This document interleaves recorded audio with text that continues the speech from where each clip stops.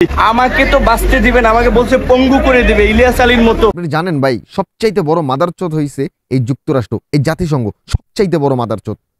এই নির্বাচনের সময় ওরা কত যে বড় বড় কথা কইছে, সব আজ চাপায় পরিণত হয়েছে। এখনো তারা বড় বড় কথা বলতেছে, কিন্তু কাজের কাজ কিচ্ছু করতেছে না। স্বীকারোক্তি চায় যে আমরা মেট্রো রেলে আগুন দিছি, আমরা স্বীকারোক্তি নেওয়ার জন্য মার দরকার দিয়েছে। স্বীকারোক্তি দিলে তাহলে কিছু করবেন। আমাকে যারা ছাত্রলীগপন্থী অফিসার তারা ইচ্ছা মতো ফুটবলের মতো, আমি একটা ফুটবল ডিবি কার্যালয়, আমি একটা ফুটবল ছিলাম, এইটুকু আপনাদেরকে বলি। ডাকসুর ভিপি চোরের মধ্যে ঝুলাইয়া পাও বাইরা ফুটবলের মতো। অনেকের কাছে মুসলেকা চায়, মুসলেকা যে বাইরে যেন রাজনীতি না করে। আর আমাকে বিশেষ করে আমি কেন নির্বাচনে গেলাম না, 12 কোটি টাকা আমার অফার দিয়েছে, স্বরাষ্ট্রমন্ত্রী বাসায় নিয়ে গেছে। সিংহ কখনো মরণকে করে না ভয়, এই তার পরিচয়। বিপিনুর যে কথাগুলো বলছে এত টর্চারের পরেও, আপনি কি মনে করেন এই লোকটার সাহস কম? না, এটা মনে করার কোনো সুযোগ নেই। আমরা এই কমেন্টগুলো একটু পড়বো। হ্যাঁ, এই কমেন্টগুলো পড়বো, আমরা দেখব বিপিনুরের জন্য ভালোবাসা বাংলাদেশের জনগণের কতটা। চলুন আমরা প্রথমে একটু কমেন্ট পড়ি। যেহেতু সিংহ, আজকের পর থেকে বিপিনুরের প্রতি ভালোবাসা সবারই বেড়ে যাওয়ার কথা। এত টর্চারের পরে তিনি সাংবাদিকদের মাঝখানে এসে সব ফাঁস করে দিয়েছেন। তো একটু মনোযোগ সহকারে সম্পূর্ণ ভিডিওটা দেখবেন, আর আপনাদের মতামতটা অবশ্যই কমেন্ট বক্সে জানিয়ে দিবেন। কেউ কি ক্ষমতাবান নেই যে এর বিরুদ্ধে এই নিরহ মানুষদের বাঁচিয়ে আনবে? না ভাই, বাংলাদেশে বর্তমানে এরকম ক্ষমতা কারো নাই। আর ক্ষমতা থাকলেও তার সিকিউরিটি নেই, মৃত্যুর ভয় আছে। মৃত্যুর ভয়ে বাংলাদেশের মানুষ এখন কথা বলতে পারছে না ভাই। বাসা থেকে তুলে নিয়ে অন্যায়ভাবে অত্যাচার নিপীড়ন চালাচ্ছে, এটাই বাংলাদেশ বর্তমান সময়ে। তারপরের কমেন্টটা আমার এক ভাই করছেন, তীব্র নিন্দা ও প্রতিবাদ জানাই। অতিলম্বে নূর ভাই সহ যারা আছেন সকলের নিঃশর্ত মুক্তি চাই, দিতে হবে, এভাবে অন্যায়ের বরদাস্ত করা হবে না। ইনশাল্লাহ ভাই, কোনো একদিন হবে।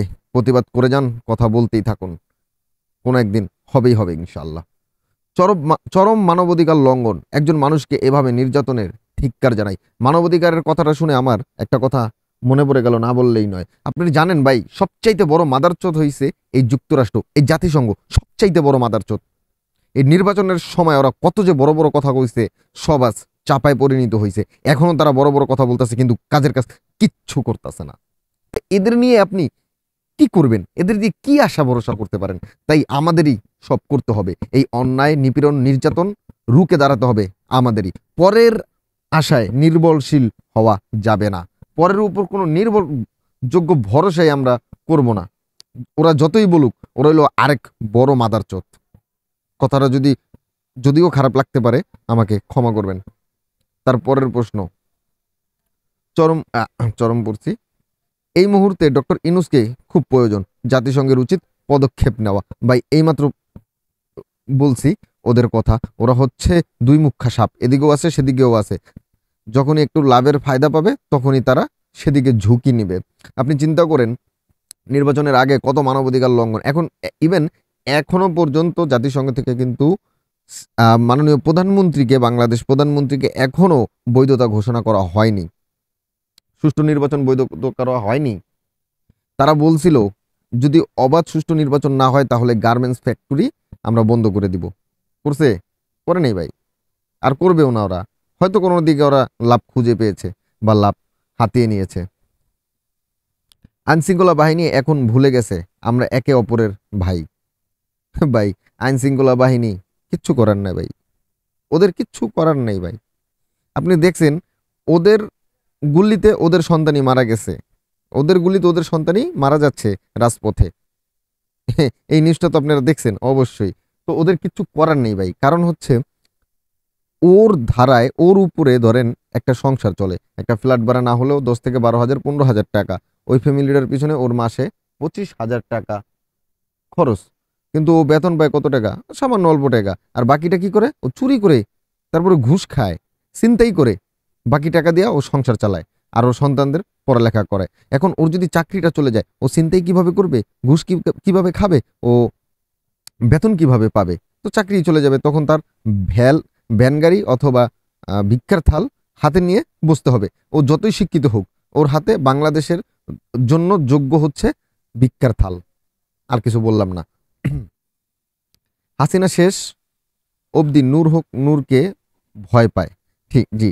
এই যে এত অত্যাচার নিপীড়ন করতেছে, এর কারণে হচ্ছে আমি যখন একটা মানুষকে ভয় পাবো তখন কিন্তু তাকে আমার দলবল দিয়ে পঙ্গু করার চেষ্টা করব। হয়তো সেটাই হচ্ছে। ভয় পেও না, আবারও আলো আছে, আড়ালে অন্ধকার, পালিয়ে যাবে তুমি উঠে দাঁড়ালে। কথাটা একদম বাস্তব ভাই। এই কথাটা যে কইছেন একদম মনের মতো কথা কইছেন। এর কারণ হচ্ছে 52 সালে ঠিক এরকমই হয়েছে। ছাত্ররা যখন আন্দোলন করছে তখন কিছু সংখ্যক লোক ছিল ছাত্র আন্দোলন বিরোধী। তখন তারা কি করতো, রাতের আধারে এই নিয়ে নিয়ে তারা আড়াল করে দিত, হত্যা করত। ঠিক আজ সেই 52 সালটাই হয়তো 24-এ দেখতে পাচ্ছেন। কিন্তু ইতিহাস সাক্ষী, ছাত্ররা ছিনিয়ে আনবে এই দেশের ভাগ্য, এই দেশের আদালত, এই দেশের বিচার, এই দেশের মানুষের শান্তি। ছাত্ররাই পারবে।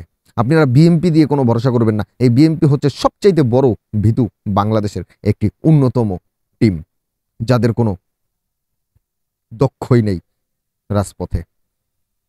ছাত্রদের পাও দিয়ে পানি খাওয়া উচিত। যাদেরকে রিমান্ডে নিয়েছে এখন তাদেরকে ছাড়ানোর জন্য আন্দোলন করুন। ঠিক, একদম বাস্তব। যখন আপনার 78 সালে যখন শেখ মুজিবুরকে নিয়ে গিয়েছিল, শেখ মুজিবুরকে কিন্তু পাকিস্তানিদের হাত থেকে বাঁচিয়েছেন এই ছাত্ররাই। হ্যাঁ, সেটা আজ ভুলে গেছেন। তো যাই হোক, শেখ মুজিবুরকে যখন পাকিস্তান হানাদার বাহিনীরা নিয়ে গিয়েছিলেন তখন আন্দোলন করছিল ছাত্ররা। আর ছাত্র একজনকে যদি অ্যারেস্ট করতো তাহলেই তার আন্দোলন আরো তীব্র করত, আন্দোলন আরো বাড়িয়ে তুলতো। ঠিক, যার কারণে ছাত্রদের আন্দোলনের কাছে কোনো কোনো নেতা বা কোনো রাষ্ট্র মানে খুব একটা সফল করে উঠতে পারে না। কারণ ছাত্রদের অ্যারেস্ট করলে ছাত্রদের আন্দোলন আরো তীব্র থেকে তীব্র হয়।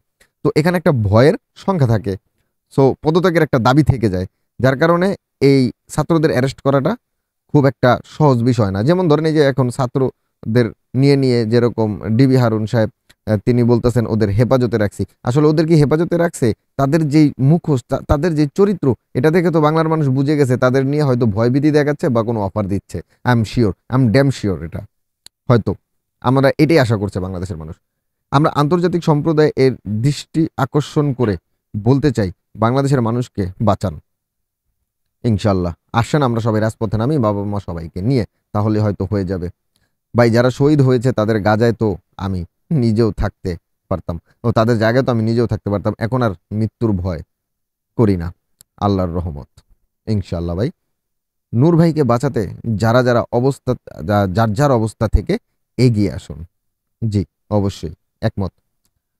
আল্লাহ তাআলা ভিপি নূর ভাইকে হেফাজত করুন এবং ধৈর্য ধরার তৌফিক দান করুন ইনশাল্লাহ।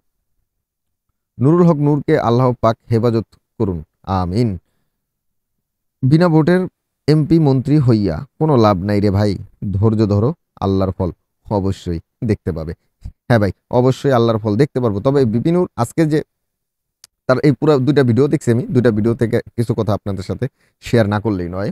বিপিনুর বারবার বলতেছেন যে ওকে রাজনীতি থেকে মানে যাতে আর রাজনীতির মাঠে না দেখা যায়, বিভিন্ন সময় শেখ হাসিনাকে নিয়ে তিনি বিভিন্ন মন্তব্য করে থাকেন, এইগুলো যেন সে বাইরে বের হয়ে আর না করে। তো বিপিনুরের মুখেই এটা একটা স্বীকৃতি এসেছে। তো দর্শক, এই যে কথাগুলো, এই যে উনি এত মাইর খাওয়ার পরেও বলে যাচ্ছেন ময়দানে মাঠে, তো এটা আসলে সত্যি রেসপেক্ট আমাদের বাড়িয়ে দেয়। তো দর্শক, আজ এই পর্যন্তই। আসসালামু আলাইকুম, দেখা হবে নেক্সট ভিডিওতে। আর আপনারা আমার কমেন্টে অবশ্যই কমেন্ট করতে থাকবেন। আসসালামু আলাইকুম, আল্লাহ হাফেজ।